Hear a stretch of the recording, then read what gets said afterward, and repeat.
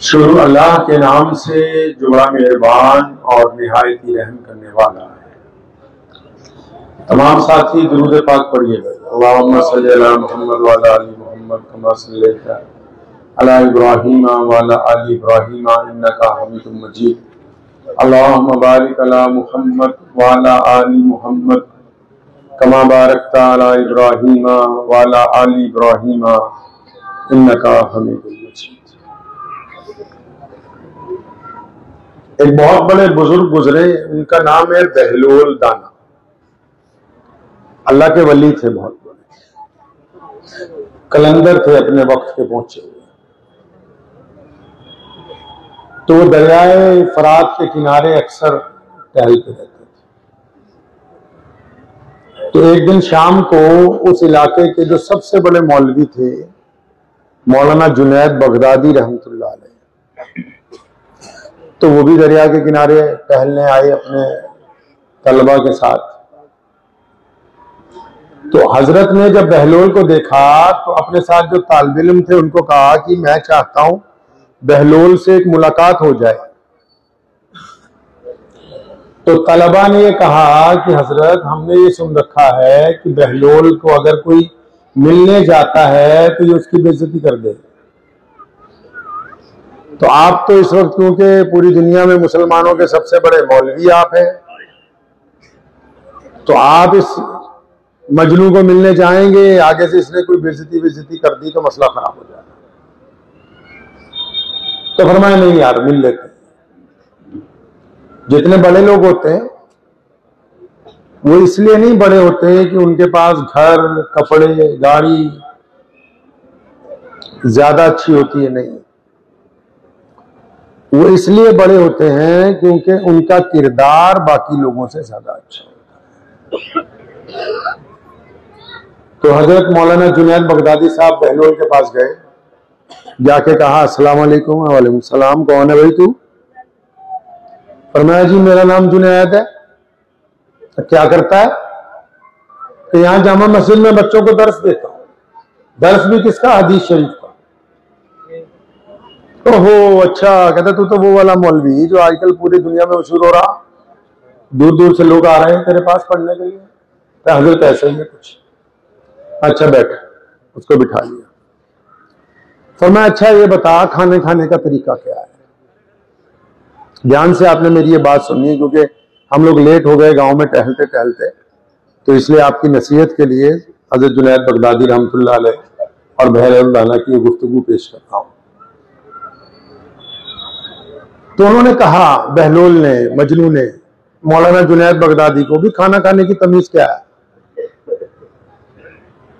अब उन्होंने कहना शुरू किया, जी खाना जब खाना हो तो पहले तो सुन्नत है हाथ धोए हुए हो, मिसवाक भी करनी चाहिए, दस्तरखान लगाओ, जमीन पे बैठ के खाओ, चम्मच की जगह हाथ इस्तेमाल करो।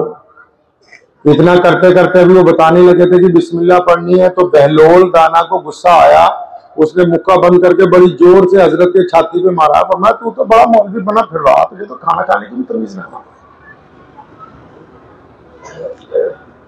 अब वो इतना कह के बहलोल वहां से भाग गया। अब तालिब इल्म फिर आए, जो चेले थे मौलाना के, उन्होंने कहा अजी क्यों कहा नहीं था कि बेइज्जती कर देगा? अब बेइज्जती करवा ली, तसल्ली हुई। जितने बड़े लोग होते हैं ना, उनके पास जो चमचे होते हैं वो सारा दिन यही काम करेंगे कि फलां की मुखालफत, फलां की मुखालफत। और वो बड़े नहीं जो चमचों की बात सुन के दूसरे के खिलाफ राय कायम करें, वो बड़े नहीं है। वो देखने में लगता है कि उस बड़े होंगे। तो तलबा ने कहा, जी हजरत ये तो आपकी बेइज्जती कर गया, इसके पास ना जाइए अब दोबारा, बंदा खराब है। तो हंसने लगे। पर मैं, तुम सब यहीं बैठो। तो बहलोल 40-50 कदम चल के फिर रेत पर बैठ गया था। हजरत फिर उसके पास गए, अस्सलाम वालेकुम। वालेकुम सलाम। अब कौन है तू? कहता है जी मैं वही जुनैद बगदादी जिसको खाना खाने का तरीका नहीं आए। ओहो। कहता अच्छा बैठ जा मेरे पास। उन फिर बिठा लिया। कहता अच्छा ये बता, तुझे बात करने का सलीका है कि बात कैसे की जाए? फरमाया हाँ हजरत मुझे बात करनी आती, मैं तो सारा दिन ही हदीस पढ़ा रहा। क्या कैसे बात करता है? कहता जी मैं तो बिल्कुल बावजू रहता हूं और जब बात करता हूं सबसे पहले नबी अलैहिस्सलाम पर दरूद भेजता हूं, फिर अल्लाह की सिफ्तें बयान करता हूं। अभी इतना कह ही रहा था, उन्होंने एक रेता मुट्ठी का उठाया, मौलाना जुनैद बगदादी के सिर पर डाल दिया। अब यार तुझे तो बात करने का भी ढंग ना है, उठ के फिर भाग गया। अब चेले फिर पीछे आए कि हजरत तसल्ली हो गई, 2 दफा बेइज्जती करवा के नहीं हुई।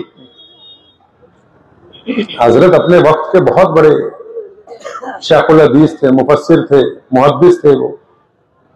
फरमाया नहीं यार तुम्हें नहीं बात पता, तुम यहीं रुको। फिर गए भागते भागते।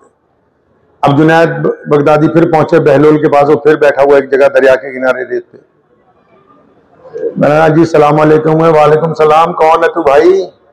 कहता जी मैं जुनैद बगदादी हूं जिसको खाने खाने की तमीज भी ना है, बात करने का सलीका भी नहीं आता। फरमाया अच्छा बैठ जा, बिठा लिया। कहता तुझे सोने का तरीका तो होगा, रात को सोए कैसे? अल्लाह के नबी ने सोने के किस तरह आदाब बयान किए तुझे पता होगा। हजरत कुछ हुआ कि हजरत बिल्कुल मुझे पता है कि अफजल तरीन कायदा यह है कि सोने से पहले बिस्तर को झाड़ो और फिर बावजू हो के बिस्तर पे लेटो।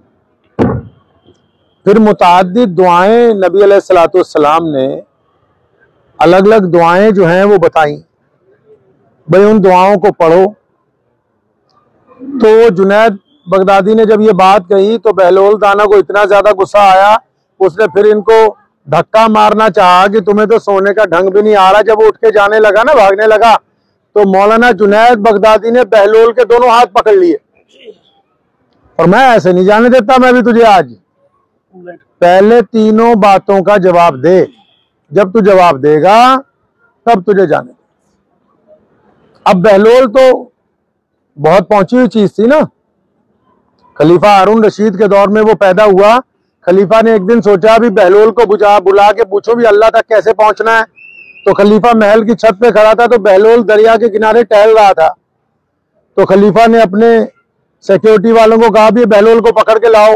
तो उन्होंने महल के दरीचे से टोकरी नीचे फेंकी, सिपाहियों ने उसे पकड़ा, बीच में बिठाया। तो 1 मिनट बाद वो बादशाह के सामने। अब बादशाह उसको पूछता है बहलोल अल्लाह तक पहुंचने का रास्ता क्या है, किस तरह पहुंच सकते हैं? कहता बस यही रास्ता है जिस तरह तूने मैं तेरे तक पहुंचाऊं।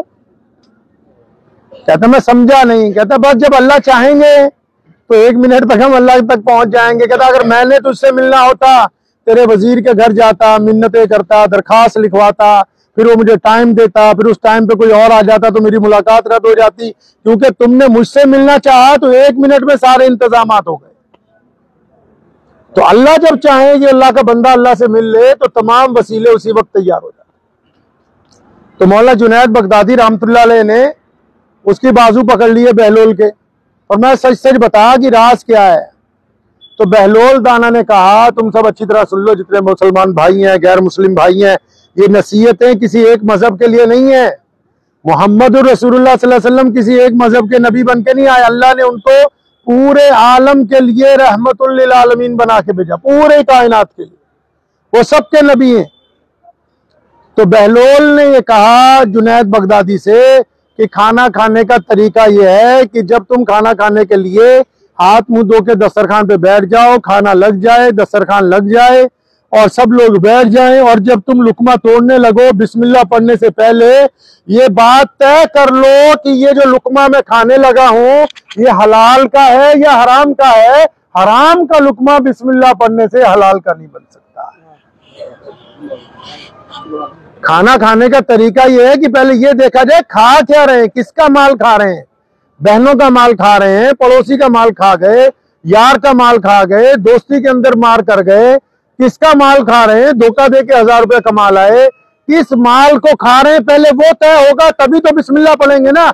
बिस्मिल्लाह पढ़ने से कोई हराम का माल हलाल का तो नहीं हो सकता। हजरत ने कहा ये बिल्कुल ठीक है। तो फरमाया हजरत बात करने का तरीका क्या है? वो सारे मौलवी सुनो, तुम भी सुन लो जितने चौधरी है।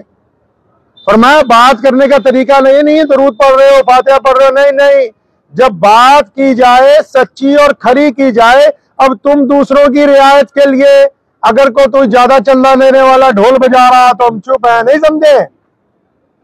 अगर कोई मोटी असामी गलत काम कर रही है तो हम आंखें उधर को फेर रहे। अगर कोई मोटी असामी बेपर्दा फिर रही है तो उनका कोई बात नहीं, आजकल तो बच्चे कर रहे ही ऐसा। तो असल खिताब जो है, असल जो नसीहत है, वो लोगों के मिजाज को देख के नहीं की जाती, अल्लाह और उसके रसूल सल्लल्लाहु अलैहि वसल्लम के मिजाज को देख के। फिर बहलोल ने कहा कि सुन, रात को सोने का अच्छा तरीका यह है, वजू करना तो मुस्तहिब है, दुआएं पढ़ना तो अफजल है, लेकिन प्यारे पैगंबर अलैहिस्सलाम चाहते हैं कि जब आप रात को बिस्तर पर लेट जाएं तो अपने दिल को तमाम लोगों के लिए पाक कर दें। जो दूसरों का हसद, दूसरों की बुराई, दूसरों को मारने का प्लान, दूसरे को नुकसान देने का प्लान लेके सो रहा है, वो सोया ना सोया एक बराबर है। वो तो सुबह को फिर थका हुआ उठ रहा, उसको परेशानी है कि फलां बंदे का रगड़ा फिर जाए तो मेरे दिल को सुकून पहुंच जाए।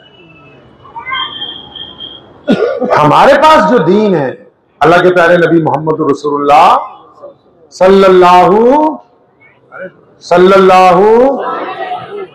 सल्लल्लाहु खाना तो खिलाया मदरसे वालों ने, खिलाना अभी, सल्लल्लाहु अलैहि वसल्लम, आवाज नहीं आई अभी भी, सल्लल्लाहु अलैहि वसल्लम, सल्लल्लाहु अलैहि वसल्लम। हमारे पास जो दीन है ये इबादत करने के लिए सिर्फ नाजिल नहीं हुआ, ये इबादत के जरिए अच्छा समाज बनाने के लिए अल्लाह ने हमको दिया है। मिसाल के तौर पे आप सब लोग माशाल्लाह बड़े हैं, साथ ही में उत्तर प्रदेश लगता है, वहां तो बड़े बड़े, ठीक, वहां बड़े बड़े इदारे हैं माशाल्लाह।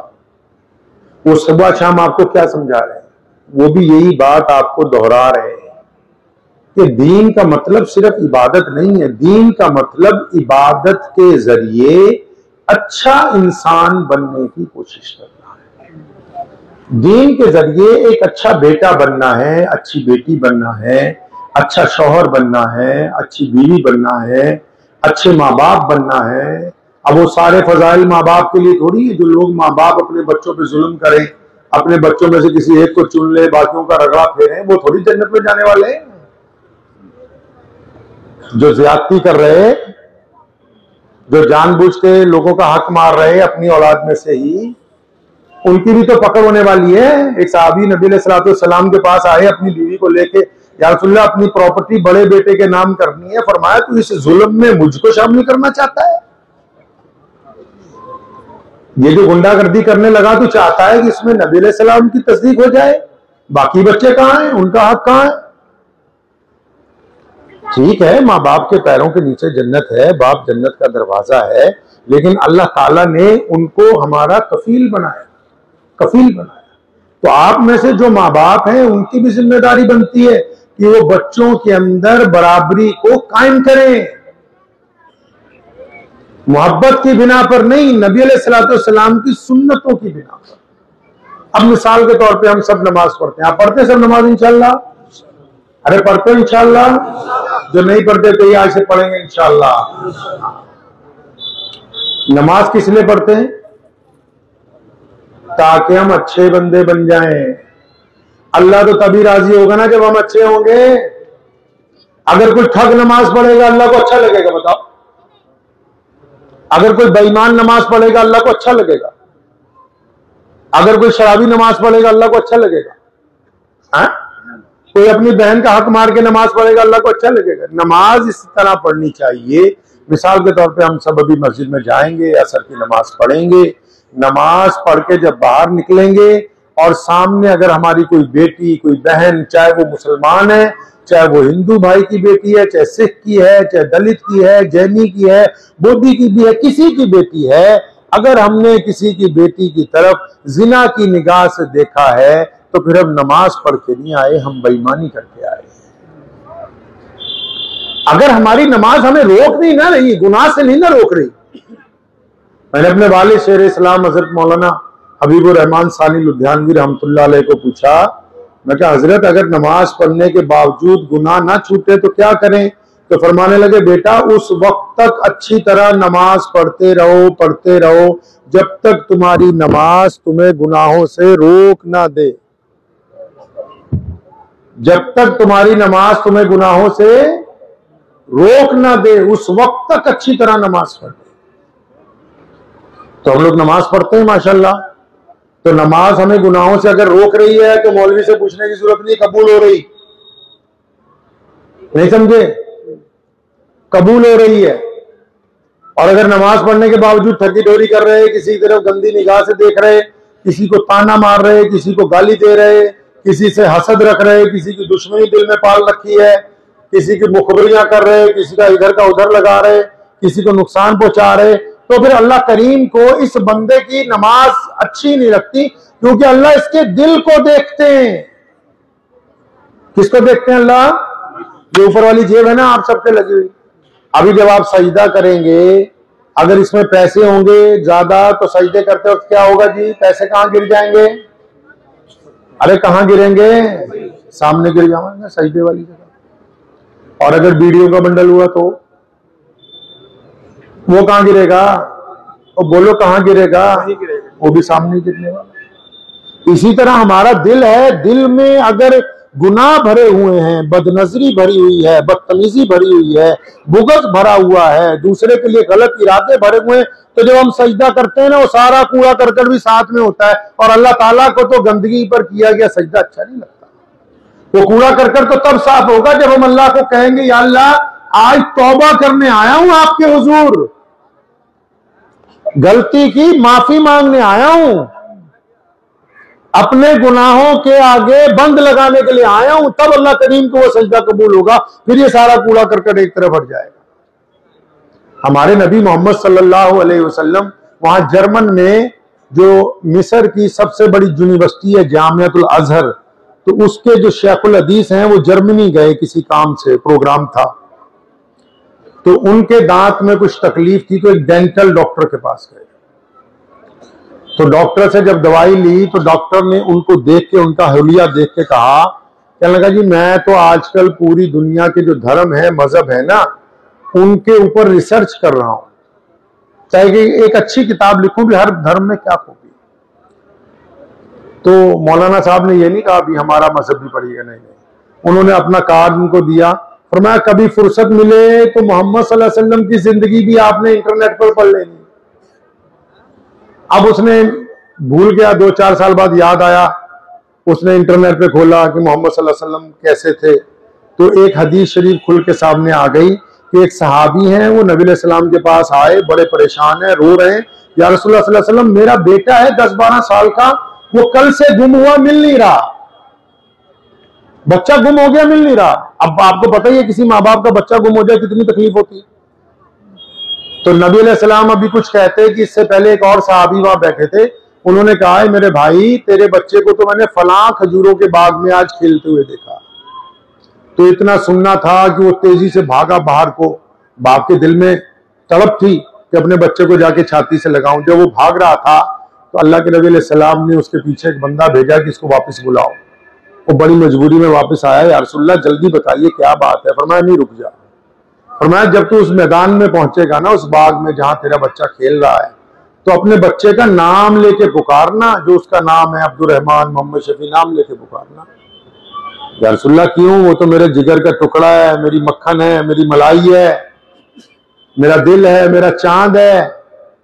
फरमाया क्योंकि बच्चा बिछड़े हुए 24 घंटे से ज्यादा हो गए, तुम्हारी तबीयत में जुनून है, मोहब्बत का होना भी चाहिए, लेकिन अगर तुम उस मैदान में जाके आवाजें दोगे ना, ओ मेरी जान, ओ मेरे जिगर के टुकड़े, मेरे चांद, तो उन बच्चों में अगर कोई यतीम बच्चा भी खेल रहा हुआ तो उसकी आंखों में आंसू आ जाएंगे कि काश मेरा भी बाप होता तो इस तरह मुझे पुकारता।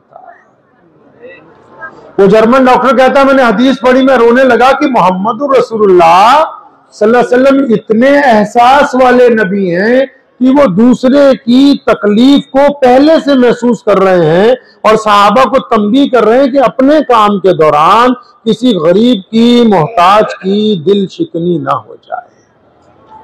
और हम क्या कर रहे हैं, मोटरसाइकिल ला रहे हैं तो पहले मोहल्ले में उसके पटाखे बजा रहे हैं कि जिनके पास है नहीं उनको पता लग जाए हम ले आए।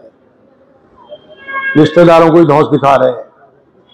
अल्लाह का शुक्र अदा करने की बजाय, अल्लाह की नेमतों पर शुक्र अदा करने की बजाय हम उसको दूसरे की दिल आजारी का जरिया बनाना चाहते हैं। तो दीन नमाज के जरिए अच्छाइयों की तरफ आने का नाम। अगर हमारी नमाज, रोजा, हज, ज़कात, अल्लाह के नबी अलैहिस्सलाम से जो मोहब्बत है वो अगर हमें गलत रास्ते पे जाने से नहीं रोक रही, तो एक दफा दोबारा से हमको अपने दिल की तलाशी लेनी होगी कि इसके अंदर क्या खराबियां, उन खराबियों को दूर करना। तो करेंगे इंशाअल्लाह ताला। घर से शुरू करनी है। कहां से? अरे कहां से शुरू करोगे?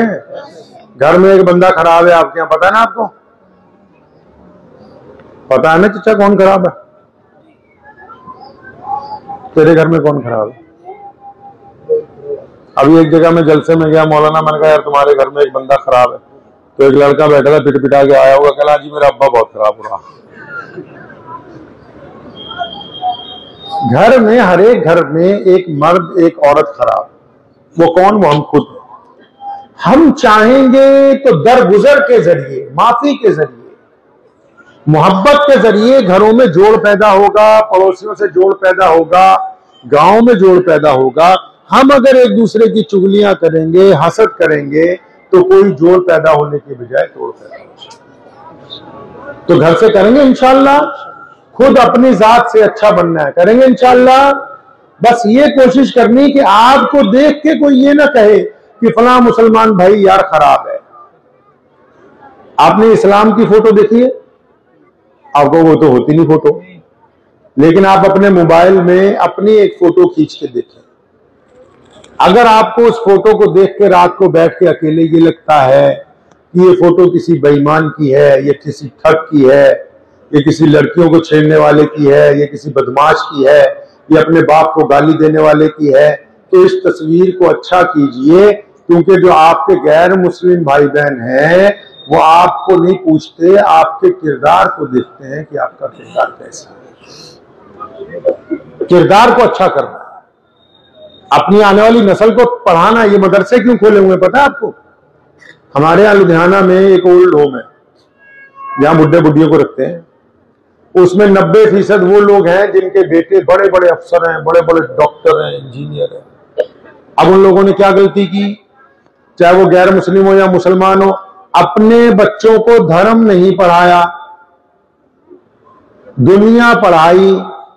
अब यूनिवर्सिटी वालों ने तो लिख के लगा रखा है कि प्रोफेशनल यूनिवर्सिटी है, 5 लाख लगाओगे तो 15 लाख की नौकरी लग जाएगी, 10 लाख रुपए पढ़ाई पे लगाओगे तो 30 लाख सालाना की नौकरी लगेगी, 60 लाख लगाओगे तो सालाना 1 करोड़ रुपए का पैकेज मिलेगा। तो वो तो धंधा करना सिखा रहे हैं। और अगर साथ में हम इनको धर्म पढ़ा देते, अपने अपने मजहब को पढ़ा देते, चाहे वो किसी भी मजहब से ताल्लुक रखते हैं, तो धर्म के जो लोग हैं वो इनको कहते कि बेटा करोड़पति होने के बावजूद अगर माँ से बदतमीजी करोगे तो नमाज नहीं होगी, बड़ा अफसर बनने के बावजूद अगर बाप से बदतमीजी करोगे तो अल्लाह तुमसे नाराज हो जाएंगे, बहुत बड़ा बंदा बनने के बाद, व्यापारी बनने के बाद अगर 2 नंबर में पैसे कमाओगे तो खुदा तुमसे नाराज हो जाएगा। ये दुनिया वालों ने पैसा कमाना सिखाना है, दीन वालों ने हलाल और हराम की तमीज सिखानी। इसलिए हम बार बार कहते हैं कि दोनों तालीमें जरूरी, ताकि जब मर जाओ तो बच्चे इधर उधर ना भटकें, अजी मौलवी साहब दुआ करा दो, खुद भी एक आधा पारा तुम्हारे लिए पढ़ दें, खुद भी मगफिरत के लिए दुआ कर दें। तो करेंगे इंशाअल्लाह ताला। अपने अंदर तब्दीली लानी है, कुछ ना कुछ बदलेंगे अपने अंदर से इंशाअल्लाह। सबसे पहले अच्छा सोचना है, अच्छा बोलना है, सब्र से काम लेना है। बहादुर वो नहीं है कि जो गाली के जवाब में गाली दे, जो लड़ाई के जवाब में लड़े। नहीं, मोहम्मद रसूलुल्लाह फरमाया बहादुर वो है जो सब्र का मुजाहिरा कर दे, मुसीबत को टाल दे, परेशानी के वक्त को निकाल दे, उसको हम बहादुर कहते हैं। तो रहेंगे इंशाअल्लाह। तो दीन के ऊपर चलना है इंशाअल्लाह। बच्चों को दीन भी पढ़ाना है, दुनिया भी पढ़ाना है। दुआ कीजिए अल्लाह करीम मुझे भी और आप सबको इन बातों पर अमल की तौफीक अता फरमाए। व आखिरु दावाना अनिल हम्दुलिल्लाह।